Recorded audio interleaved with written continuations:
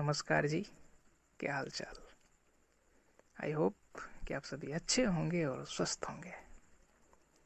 मेरा नाम है संजीव शाश्वत और आप मुझे सुन रहे हैं द स्टोरी टेल्स पर।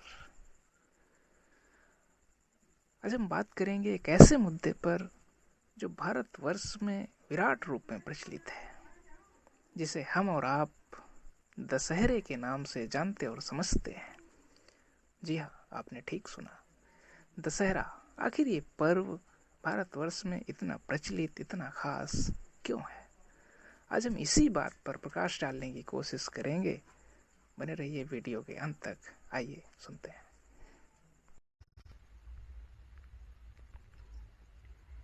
ये केवल धार्मिक मान्यताओं में गढ़ी जाने वाली भगवान श्री राम और रावण के बीच युद्ध की कहानी नहीं है, बल्कि ये कहानी है घर घर की, हमारी और आपकी।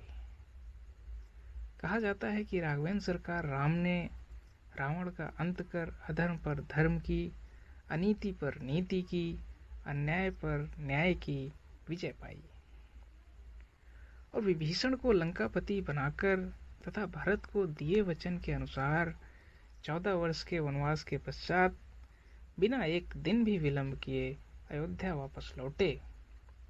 तो उनके शुभागमन पर लोगों ने खूब धूमधाम से दीपक जलाकर उनका भव्य स्वागत किया। तब से लगातार हम सभी दशहरा के दिन रावण का पुतला जलाना और दीपावली के दिन दीपक जलाना करते आ रहे हैं। पर क्या पुतला जलाने और दीपक जलाने से हम उनकी नीतियों और आदर्शों का पालन भी कर रहे हैं? तो जवाब मिलता है कि नहीं। वे मर्यादा पुरुषोत्तम राम जो सोने की लंका जीतने के बाद भी विभीषण को सौंप देते हो, और जिन्हें एक दिन बाद राज्य मिलना था उन्हें एक दिन पहले वनवास सौंप दिया गया, और फिर भी बिना कोई प्रश्न चिन्ह लगाए सहज रूप से वनवास स्वीकार कर लेने वाले राम निश्चित रूप से आदरणीय और अनुकरणीय हैं। हमने उनकी नीतियों और आदर्शों को दरकिनार करते हुए दशहरा और दीपावली को केवल एक उत्सव या पर्व से जोड़ दिया। जरा सोचिए कि इस रावण को बार बार कौन जन्म दे रहा है, जो हमें हर वर्ष इसे जलाना पड़ता है, और या फिर अगले साल जन्म ले लेता है। क्यों? है ना अजीब बात। अगर सिर्फ पुतला जलाने से ही किसी का अंत हो रहा होता तो जाने कितने लोग अब तक हमारे बीच नहीं होते, जिनके पुतले जाने कितनी बार जलाए गए होंगे। ये बढ़ती हुई भ्रष्टाचार दर, अन्याय, लूटपाट, धोखाधड़ी, बुरे व्यसन, बलात्कार, जो कि इस वक्त समाज का एक गहन और विचारणीय मुद्दा बन चुका है, इस बात का सबूत है कि हम स्वयं इस रावण जैसी आसुरी प्रवृत्ति के जन्मदाता हैं। और ये जानते हुए भी हम रावण का पुतला किसी रामलीला मैदान में जलते हुए देखना चाहते हैं।